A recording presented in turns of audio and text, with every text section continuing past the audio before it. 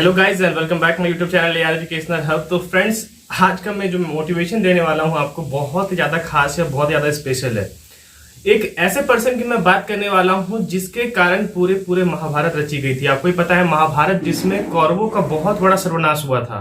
नाश नहीं कह सकते इसको, सर्वनाश कह सकते हैं, बिकॉज इनमें बहुत ऐसे सैनिक थे जो मारे गए थे, और किनके थ्रू मारे गए थे ये तो आपको अच्छे तरीके से पता ही है।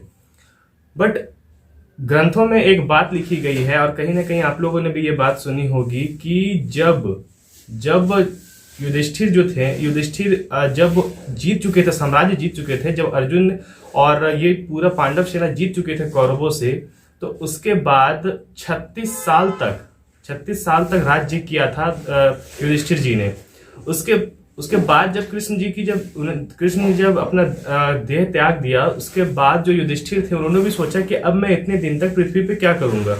तो उन्होंने भी अपने 5 भाइयों के साथ ये निर्णय लिया कि अब हम लोग भी अपना देह त्याग देंगे। ठीक है, देह त्याग देंगे मतलब वो पहले इस टाइप के राजा हुआ करते थे कि वो अपने इच्छा से ही मर सकते थे। ऐसा होता है ना कि बहुत सारे ऐसे ऐसे महापुरुष थे पहले कि जो अपने इच्छा से ही मर सकते थे, बिना उनको कोई मारे अपने इच्छा से वो मर सकते थे कि हाँ, मेरा जीवन इतना ही दिन था, अब मैं इस पृथ्वी पे नहीं रहना चाहता। तो इस तरह से उनकी स्थिति थी। अब क्या होता है कि जब वो लोग स्वर्ग जाते हैं, आपको ही पता है युधिष्ठिर कभी झूठ नहीं बोलते थे, साथ ही साथ उनके सारे भाई भी जो थे उन्होंने बहुत अच्छे कर्म कर रखे थे, तो इस वजह से उनको स्वर्ग की प्राप्ति हुई थी। जब वो स्वर्ग के मार्ग जा रहे थे तो उसके बाद वहां पर उन्होंने देखा कि दुर्योधन भी साथ साथ जा रहा है, और बहुत ज्यादा अलग तरीके से दुर्योधन को ले जाया जा रहा है। बहुत सारे जितने भी भगवान थे वो उनको ले जा रहे हैं, बड़े से उनको सैन्यान पे ले जाया जा रहा है, बहुत अच्छे तरीके से उनको ले जाया जा रहा है। ऐसे में चिंतित होकर भीम जी ने पूछा कि भैया आखिर ऐसा क्यों? दुर्योधन की वजह से ही पूरा साम्राज्य बिखर गया, पूरा महाभारत रची गई, इसने इतना कुकर्म किया हुआ है, तब भी इसको स्वर्ग की प्राप्ति क्यों हो रही है? ऐसे में जो हमारे यहाँ पर युधिष्ठिर जी थे उन्होंने कहा कि मैं स्वर्ग नहीं जाऊंगा, क्योंकि इस तरह से ये आदमी जब वहां पे जा सकता है तो मैं स्वर्ग नहीं जाऊंगा। ऐसे में नारद मुनि जी ने कहा कि जिस तरह से आप ये सोच रहे हैं ये सोचना उचित नहीं है, क्योंकि आप स्वर्ग के द्वार पर हो, तो ये सोचना उचित नहीं है। तब भी भीम जी ने फिर कहा कि ये कैसे हो सकता है, ये कैसे हो सकता है? ये जो पूरा महाभारत रची गई वो बिल्कुल और बिल्कुल इसी की वजह से हुआ है, तो आखिर इसको स्वर्ग की प्राप्ति क्यों हो रही है?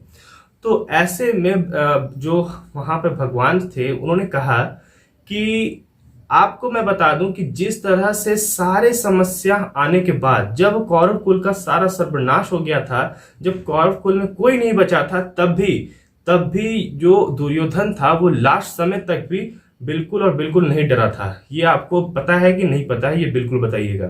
लास्ट समय तक भी दुर्योधन नहीं डरा था, और जब तक युद्ध समाप्त नहीं हुआ तब तक वो लड़ने का प्रयास किया।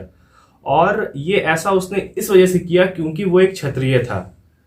ठीक है, क्योंकि वो एक क्षत्रिय था, और क्षत्रिय में यह बात बोली जाती है कि कुछ भी हो, अगर आपको लड़ने के लिए कोई ललकारे तो बिल्कुल लड़ जाना है, डर के पीछे नहीं हटना है। ठीक है, तो इस वजह से दुर्योधन लास्ट मोमेंट तक भी बिल्कुल नहीं डरे थे और बिल्कुल टिके रहे थे। उनके साथ सब साथ छोड़ चुके थे क्योंकि सारे की मृत्यु हो चुकी थी, और आखिरी समय तक में भी जब दुर्योधन ने बचा था तो वो बिल्कुल निडर था, बिल्कुल। ठीक है, आप कहोगे भाई ये कहानी हमें क्यों सुना रहे हो, स्टूडेंट से क्यों रिलेट कर रहे हो? मैं कहता हूं कि यार देखो, स्टूडेंट्स में क्या प्रॉब्लम होती है कि वो पढ़ते हैं, ठीक है, अगर उनका सिलेक्शन नहीं होता है एट ए टाइम तो फिर वो नर्वस हो जाते हैं, भाई मेरा सिलेक्शन नहीं हो रहा है, मेरा ये नहीं हो रहा है, मैं पढ़ूं नहीं पढ़ूं, मैं ट्रैक चेंज कर लूं, मैं क्या करूं, मैं डिप्रेस्ड हूं। तो आप लड़ने का प्रयास कीजिए। ठीक है स्टूडेंट, समझ लीजिए, बिल्कुल लड़ने का प्रयास कीजिए। आप जब हथियार लेके निकल चुके हो लड़ने के लिए तो बिल्कुल लड़ाई जारी रखिए जब तक आपको सफलता नहीं मिल जाती। ठीक है, जब तक आपको सफलता नहीं मिल जाती, आप जो ट्रैक पे हो वो बिल्कुल सही ट्रैक है आपका। ठीक है, तो बिल्कुल आप ध्यान रखो कि बिल्कुल हम पढ़ लिख कर अपना जो भी मेरा गोल है उसको कंप्लीट करें। डरना बिल्कुल नहीं है, निडर बनिए। ठीक है, कुछ स्टूडेंट्स बहुत डर जाते हैं कि भाई पढ़ाई नहीं हो रही है, हमारा जो स्ट्रीम है वो सही नहीं है, हमारा जो गोल है वो सही नहीं है, हम तैयारी कर रहे हैं तब भी नहीं कुछ हो पा रहा है। तो भाई तैयारी में कहाँ कमी रह जा रही है वो बिल्कुल देखो। आप तैयारी में कमी कहाँ आ रही है वो देखो, तब ज्यादा अच्छा रहेगा। ठीक है, और तैयारी करते रहिए, निडरता लाइए अपने अंदर। जो डर होता है, डर को निकालिए कि क्या होगा, कैसे होगा, डर को निकालिए। और एक जब पड़ाव पार होता है, जब आप एक पड़ाव पार नहीं कर पाते हैं, आपको ही पता है जो कौरव सेना थी वो 100 थी, 100, सॉरी मैंने गलत कह दिया, उनके तो 100 भाई थे, मतलब कि लाखों की तादाद में थे, और पांडव थे सिर्फ 5। तब भी उन्होंने साम्राज्य जीत लिया, क्योंकि उन्होंने दृढ़ निश्चय कर रखा था कि हम ये साम्राज्य जीतेंगे, हम 5 है तो क्या हुआ। उनका जो निर्णय था वो अटल था। तो बिल्कुल ऐसी स्ट्रेटेजी बनाइए जिसके थ्रू आप अच्छे से पढ़ सके, ऐसी स्ट्रेटेजी बनाइए जो आप तोड़ ना सके। बहुत सारे लोग इसलिए बनाते हैं रूटीन, हम ऐसे पढ़ेंगे वैसे पढ़ेंगे, तो कोई ऐसा रूटीन बनाइए जो आपका बिल्कुल ना टूटे, बिल्कुल अच्छे तरीके से फॉलो हो पाए, बिल्कुल रूटीन को सही से फॉलो करें, आप सही से पढ़ पाए, सब कुछ अच्छे से कर पाए। ठीक है, आई होप मेरी बातों को आप लोग समझ पा रहे होंगे। चैनल पे जो भी न्यू है चैनल को सब्सक्राइब कर बेल प्रेस कर लीजिएगा। मिलते हैं नेक्स्ट वीडियो में, तब तक के लिए धन्यवाद।